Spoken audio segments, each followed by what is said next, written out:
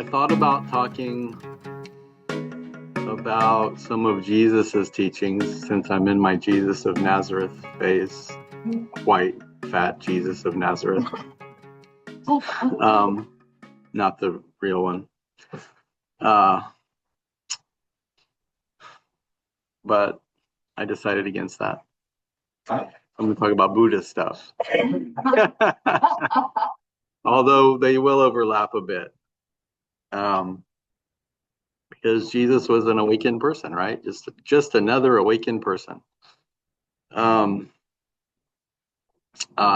realized love and taught love, right? And I can relate to that. Because a powerful realization, right? Realizing love.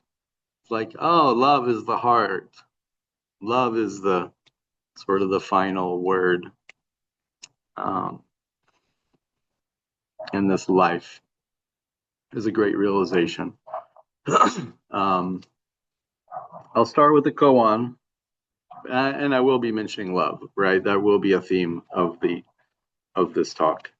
So a koan, for anybody new to Buddhism or Zen in particular, is we have these parables that we discuss, that we talk about their discussions of teachers and students over the millennia. So we have a compilation from last 2,000 years of stories, teachers and students talking about awakening. Teachers often are trying to help students awaken, right? That's a theme we have as well, is students want to see the oneness that Buddha taught. So they work with a teacher, and the teacher is supposed to help them with realizing their oneness or their perfection, which is when you realize perfection, if you realize oneness and you realize that all things are connected and all things are perfect at once. And so this koan is called Tosatsu's Three Barriers. Master Tosatsu Etsu set up 3 barriers and asked his students, the purpose of making one's way through grasses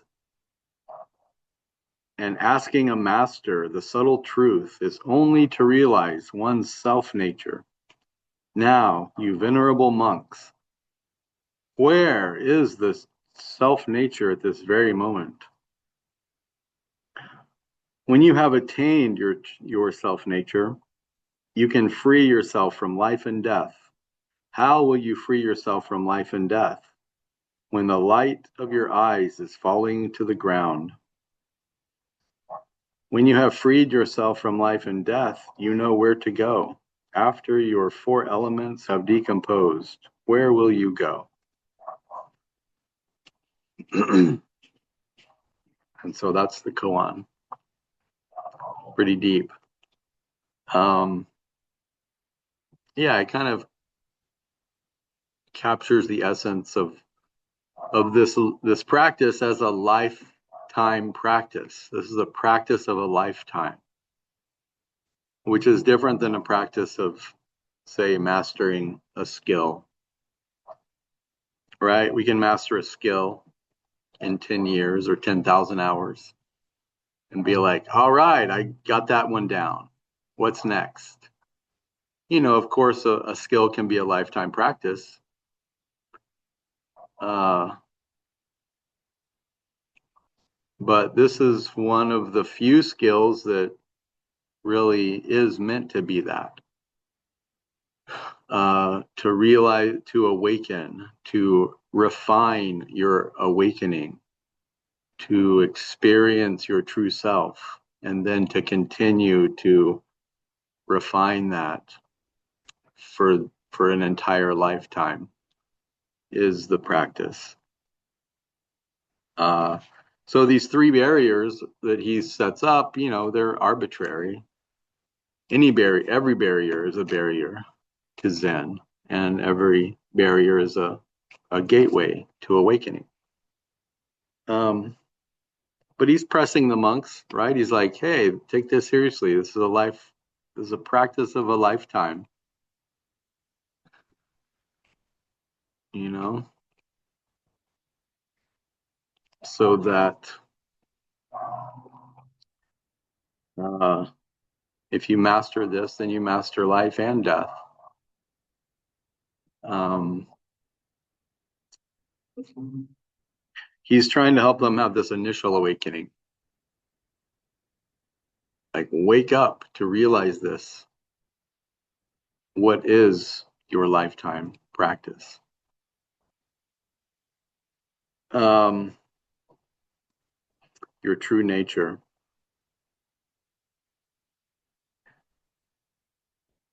The subtle truth about one's true nature. So that is really just, that's pretty Zen. That's about as Zen as it gets here. So I wanted to share that for reference, right? It's kind of a reference point. It's kind of mystical and mysterious and abstract, but also kind of straightforward and makes sense.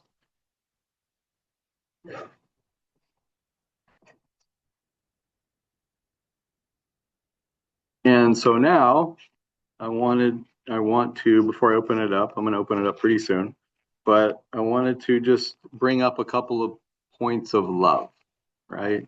Because love really is one of my main practices these days, and what I like to talk about and promote. And so love, there isn't a lot of love mentioned in these koans. I don't know that love is mentioned once in this koan book, right? It's like the most profound spiritual book that we have, which I love. I love it. I know there's love here, right? I know this is love, but they don't mention love. Like, this is what love is. This is how to love. Or love is the point. They just didn't really talk like that back then, or I don't know. They're talking about it now, like this Japanese, Chinese Zen. Compassion and yeah, compassion is kind of the generalized word that love would fall under, I think, but not specifically love. So we do mention love a couple of times in our practice. This is one, or there's two here. So in this morning's service, the prayer for raising the Bodhi mind. Wait, no, that's not it. So it's the Gatha on the transference of merit, right? By this practice, so we chanted, and then at the end, towards the end, we all chant, by this practice, I sincerely wish to extend all my love to, and then it lists and makes a list of things we extend all our love to. And that's part of the point of the service, is we generate energy and we build it up and we bring up this energy, the spiritual energy of being connected and wanting to share good merits and good energy and vibes with the spirits, the hungry spirits that are still looking for this kind of lovingness and energy.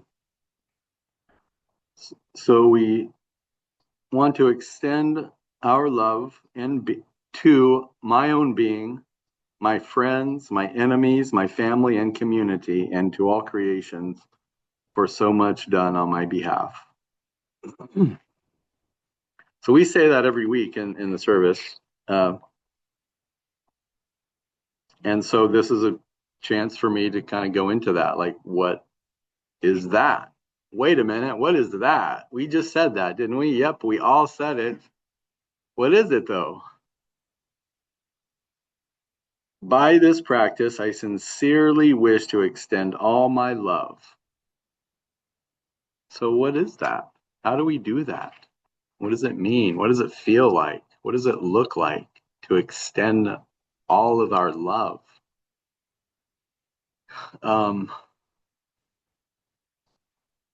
I don't necessarily have all any or all the answers to that question, but I wanted to bring up the question. It's a question for us all. It's a practice question. It's a question we can practice with for our lifetime. How do I extend all my love? And they start with myself, ourselves. How can I extend all my love to myself?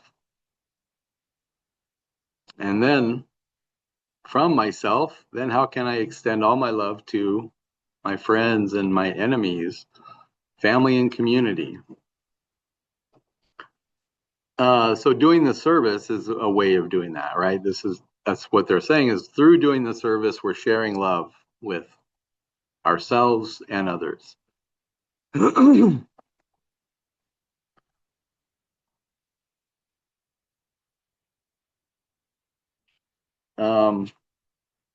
There's one other place in our liturgy that talks about love, and it's the three tenets.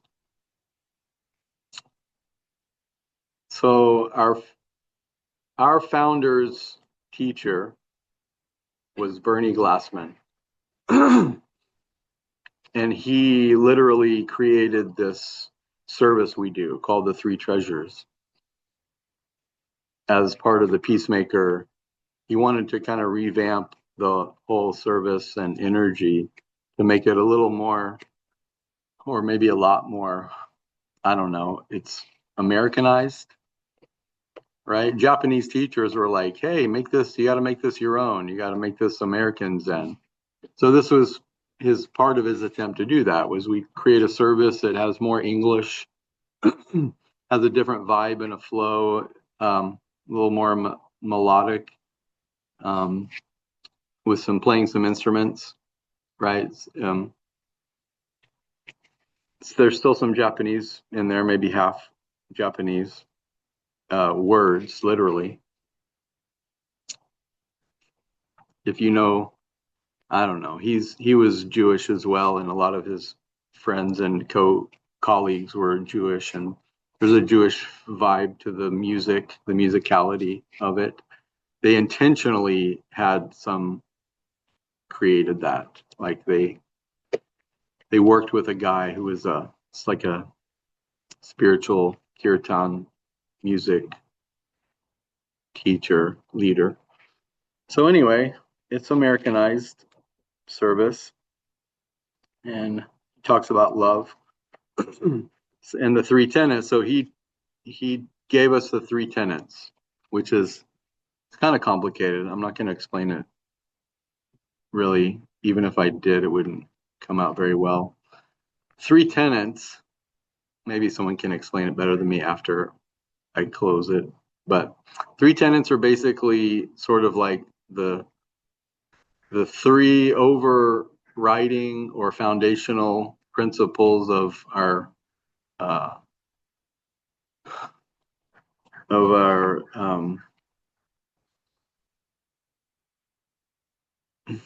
precepts. It's like precept study. It's like, don't be angry, don't be greedy, don't be don't be addicted. There's, I don't know how many precepts are there? 10 precepts, and then three tenets, which are not knowing, bearing witness, and loving action. And so it's like we study the precepts, we work on the precepts, and then it's like we follow it up with these three sort of overriding or overarching principles that guide us, right? We often refer to the three tenets as sort of a backdrop of like, okay, we're talking about stuff, and how we make sense of it is, yeah, the three tenets sort of back this up, or we back the three tenets up through doing social action, for example. So Bernie promoted social action in Buddhism. That was part of his main thing. And so it's like, okay, not knowing is essentially emptiness, right? To bring emptiness to our experience, to experience things with a filter of emptiness, which means we don't know what it is. we don't have preconceived ideas. We come into situations and encounters with this openness of, okay, I'm not trying to predict or project what's going to happen. I'm open. And so I'm calling that emptiness because it is. The next is bearing witness, which is paying attention, right? It's noticing, okay, what is going on? What is happening? I may not know, I'm bringing not knowing, but now I'm paying attention and I'm open to receiving some knowledge, right? Bearing witness is simply seeing what's happening. It's taking it in. It's being able to differentiate and discern what's going on, right? There's some good things happening, some bad things happening, some things that are in between, and I can kind of survey and get a sense of it from not knowing to opening up and seeing what's happening. And then from that comes loving action. So out of this not knowing, so what I'm phrasing it as like bringing emptiness to it and then bringing fullness to it, we sort of out of that overlap of emptiness and fullness comes intuitive action. We intuitively respond naturally to what needs to happen, right? If there's suffering, then we offer a hand and we try to help suffering. If there's disconnection, we can offer a connection and try to be of service. If space is needed, then we give space. And this is essentially loving action. So this is a big deal, right? It's like, okay, it's just something we don't necessarily talk about every day, but it's part of our real foundation that we lean on and we rely on and we talk from. You know, just about everything we say can come back to these sort of basic tenets or principles or aspects. So I just wanted to, again, highlight this loving action. It's a word that we have said and that we have included into our practice as a tenet. So what does it mean? Loving action. So what I want to suggest here is that loving is an action. Loving itself is the action. I think Bernie, he talked about action a lot. He was very action oriented. He was like, okay, but be of service. Okay, that's all great, but be of service. Bring it to the world, offer it to others, help others, make a difference outwardly. Social action was a huge part of his whole thing. So it follows that action would be an important part of this. And what I'm suggesting is that it's not necessary. It's great if we're going to act loving, if I'm going to take my love out and be loving and put it in action. But the loving itself, to me, is the action. So it could be, right? So not knowing, bearing witness, and loving. He could have ended it there. And I think it would have still fulfilled everything that he was intending. I think the action makes it easy for us to go, okay, but what are we going to do? And kind of skip over the part about, well, what's the loving part? What is the loving? What is the loving part of loving action? How can I feel that? How can I manifest that? How can I conjure that up and create the loving ingredient of that formula?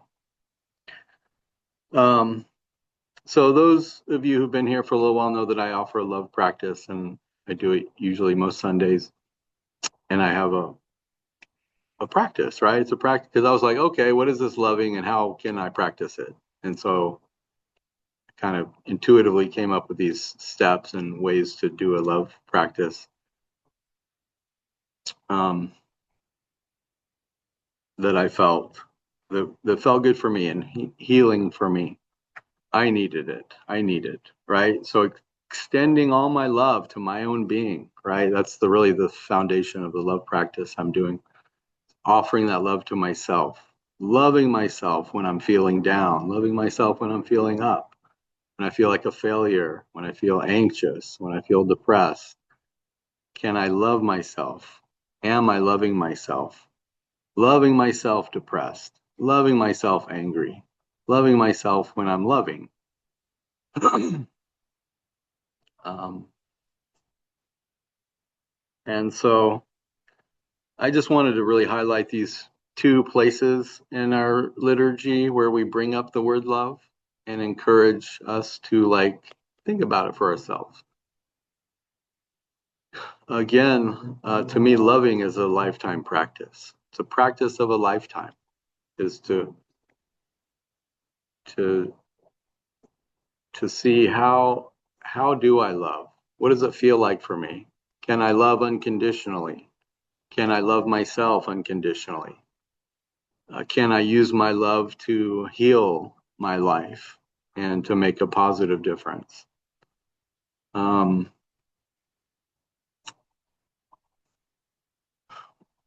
and recognize that this is, I would consider this one of the three barriers, right? So this teacher sets up these three barriers for his students. Is basically, what is your true self, right? What is your true self? Where is your true self now? To see that, answer, to be able to pass through that barrier of realizing, oh, my true self, right? This is it. This is it. Um, Makes all the difference. The practice of a lifetime is to be able to answer that question and say, oh, this is it. Where is your true self? What is your true self? What isn't? This is it. This is it. Is the answer of a lifetime. And in turn, I encourage us to look at this loving practice that's part of the foundation of our of how we talk and how we create service. And I suggest that this lovingness is one of the barriers. Where is your love right now?